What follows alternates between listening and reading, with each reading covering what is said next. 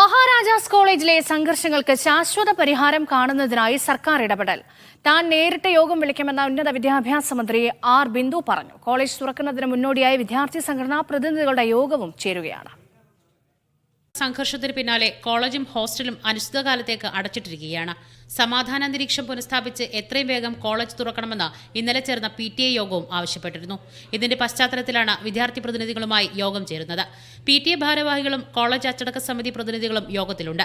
തിരിച്ചറിയൽ കാർഡില്ലാതെ വിദ്യാർത്ഥികളെ കോളേജിൽ പ്രവേശിപ്പിക്കരുതെന്നും 6 മണിക്ക് ശേഷം വിദ്യാർത്ഥികൾ ക്യാമ്പസിൽ തങ്ങരുതെന്നും ഇന്നലെ ചേർന്ന PTA യോഗം തീരുമാനിച്ചിരുന്നു. കോളേജിൽ സുരക്ഷാ ജീവനക്കാരുടെ എണ്ണം വർദ്ധിപ്പിക്കണമെന്ന നിർദ്ദേശവും ഉയർന്നിരുന്നു.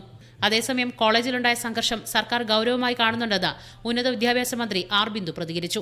സംഘർഷത്തിന് പിന്നാലെ പ്രിൻസിപ്പൽ VS ജോയിയെ സർക്കാർ സ്ഥലം മാറ്റിയിരുന്നു. പുതിയ പ്രിൻസിപ്പൽ കാര്യക്ഷമമായി പ്രവർത്തിക്കുമെന്ന് പ്രതീക്ഷിക്കുന്നതായും മന്ത്രി പറഞ്ഞു.